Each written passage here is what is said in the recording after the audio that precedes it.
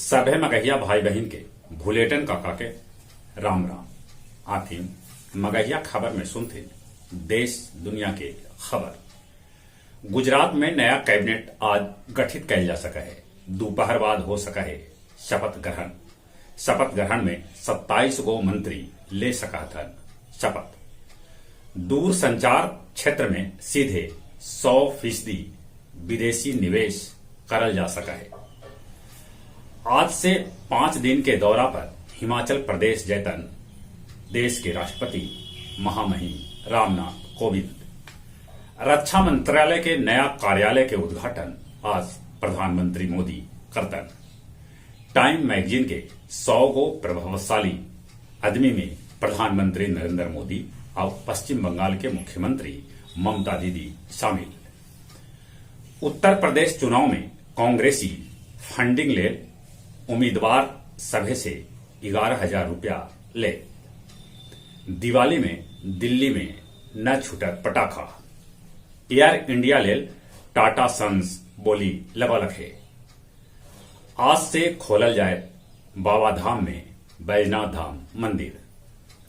सांसद राजीव प्रताप रूढ़ी के विधि से खरीदायल एम्बुलेंस से 280 लीटर दारू के साथ एम्बुलेंस के चालक के पुलिस भगवान बाजार से गिरफ्तार कैलन। बंगाल के भाजपा सांसद अर्जुन सिंह के भेटायल Z+ सुरक्षा। कोरोना काल में बेसी काढ़ा पिए वालन के किडनी पर पड़ रहा है असर। 90% लोग जम के कैलन है काढ़ा के इस्तेमाल। झारखंड के रामगढ़ में मुरबंदा लॉरी भी कार के ऊपरे बस चढ़ गए, जरा में 5 आदमी जिंदा जर गए। आम आदमी के अंतरिक्ष में सैर करा रहा है स्पेस एक्स। तालिबान के अंतरिम सरकार में फूट के है खबर। तो दूसरा तरफ अफगानिस्तान भारी आर्थिक संकट से जूझ रहा है। मिस्र में फिरौन राजा जोस्का के 4,500 पुरान मकबरा के आज आम आदमी लेल खोलल गेल। आयरलैंड में पहल बेर मनावल गेल हिंदी दिवस। ब्राजील में एगो छोटन विमान दुर्घटनाग्रस्त हो गए, जरा में 7 आदमी के मौत के है खबर।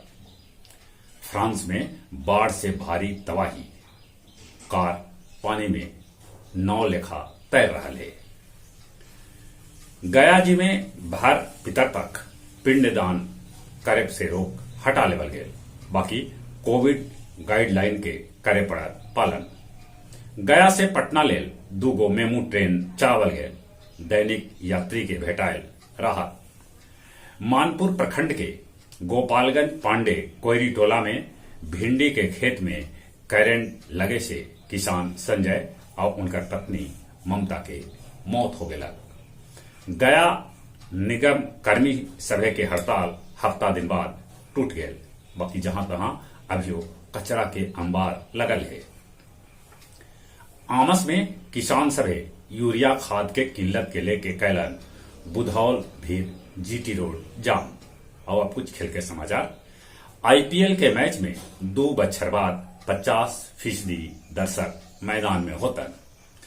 T20 रैंकिंग में इंग्लैंड के डेविड मलान बल्लेबाजी में नंबर 1 हत, तब भारत के कप्तान Virat Kohli number 4।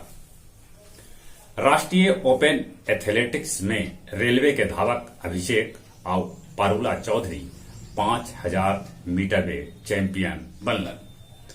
Durand cup में बेंगलुरु FC केरला के हरौलक। ऑस्ट्रेलियाई महिला क्रिकेटर एलिशा हिल्ली कहलन कि वो रोहित शर्मा नियन बल्लेबाज बनल चाहा था। जहां तक मौसम के सवाल है, मौसम विभाग सूचना दिलका है कि अभी आसमान में बदली रहत, बूंदा बूंदी भी हुए। अपने सभे से निहोरा कोरोना से बचे ले मुंह होना पर मास्क लगाते, सोशल डिस्टेंसिंग के पालन करते, दिन में 4-5 बेर निमन से हाथ धोते और जो उम्र 18 बच्चा से ऊपरे है तब कोरोना के वैक्सीन जरूर लेते। चले एक बेर फिर से अपने सभे के भुलेटन काका के राम राम।